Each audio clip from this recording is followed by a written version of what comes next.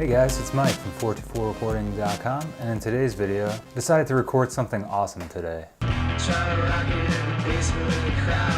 been practicing my song a lot on the keyboard, as you saw in the opening sequence, and I have my lower end of my beat ready with the 3-note melody, and then I have another secondary melody that comes in on the higher end of the keyboard. Right now, what I'm really working on is the composition of my song. My song is going to be a very simple intro, chorus, verse, chorus, verse, bridge, chorus type thing. And right now I'm just going to figure out, I'm obviously not going to have the low end and the high part coming in the whole time, but right now I'm going to be going through my lyrics and figuring out where should I have things drop out, where could the beat drop out, where should I drop out the main part of my song, like the low riff, where should the high riff come in, and just thinking about what's going to keep the song interesting to the listener rather than just one block of the beat, the bass, and the high keyboard part, and my vocal. Now that I can play my song on the keyboard with the beat behind it, I'm going to start rapping over the song to figure out, okay, well, where's going to sound cool for things to drop out? Where's going to sound cool for things to come back in? And in this way, I'm going to kind of be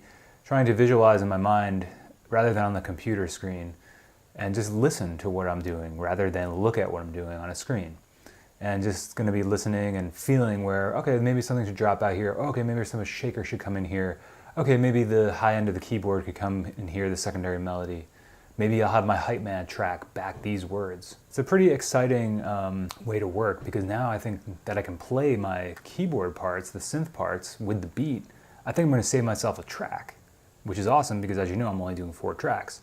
But now I can record the synth and the drums in mono onto track 1, and then that will free up a whole track for me to work with as well. Originally I was going to have the DM1 on track 1, the Minilogue on track 2, that's my synth or keyboard. Track 3 I was going to have my main vocal, and then track 4 I was kind of leaving open so that I can utilize what I was talking about in the punching video about, I wanted to try punching in the lyrics, or punching in the hype man track, or punching in a shaker, punching in a tambourine over different parts of the song using the same track, and just getting those parts right in the mix. Because honestly, when I'm done with this, I'm going to maybe bounce it in the computer, maybe EQ some stuff out, but other than that, I think once I record my mono beat with the Minilogue, that's going to be pretty much my sound. Like, I'm going to nail that sound, and then if it needs more low end, I'll mix it to Rhymin' and Stealin'. I kept referring to that song in the last video as License to Ill. I don't know, it was really early when I did that last one. Not that that's a great excuse. Now that I have the DM1 and the Minilogue down, I think what I'm going to do is just perform those parts live together. Sing or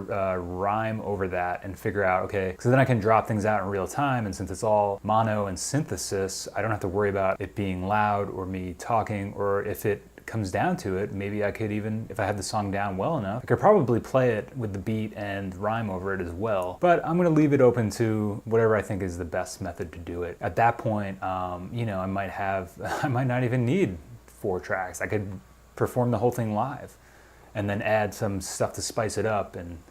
But I also am going to check out the DM1, the part where you can kind of compose your beat and have different measures, have different parts of the beat, and have beats drop out and take out kicks, take out snares, add claps. I mean, it'll be easier, but also once I have that roadmap down, it'll be very easy to practice, and that's how I practice my stuff in Be Cool Cowboy in my band. I never thought about recording like that, and because I never considered doing it that way, and it's kind of cool that I came up with this method, because it's kind of a method I've used, but it's also taking it a step further for me. So it's cool. I'm expanding my palette of recording abilities and expanding my palette of how to record.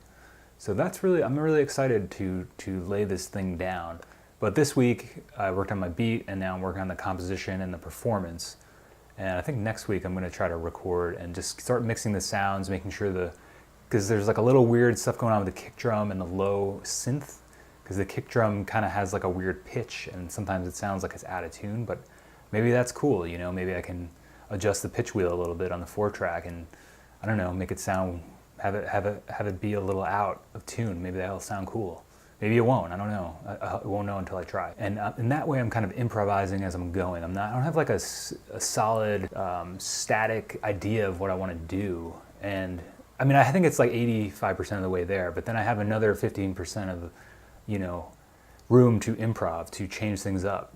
Because originally I thought I was just going to have a beat and the synth, and it's going to pretty much go the whole time, and that's going to be it, you know. But now I've kind of realized, well, there's room for improvisation and allowing yourself to do other things in this, and that's cool, you know, because I think it's important when you're recording to don't be too strict on what is the right thing to do or the wrong thing to do, or if something comes up and, you know, because there's so many stories in recording history where people had one idea of how they were going to do something, and then during the recording session, boom, something else came up and completely changed the song, completely changed the way that it was recorded, completely gave them a whole new idea as to what the song is and what it should sound like, or what they wanted it to sound like. Always leaves a little bit of room. I always try to leave a little bit of room for that now, because I used to be way too strict and anal about like, oh, this has to be like this has to be, this beat has to be here, this.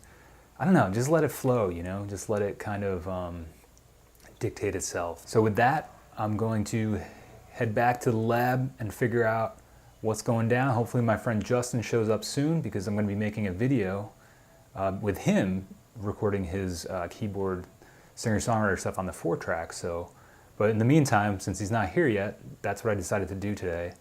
And oh, that might actually be him calling right now. That's ironic. I don't know if you can hear that.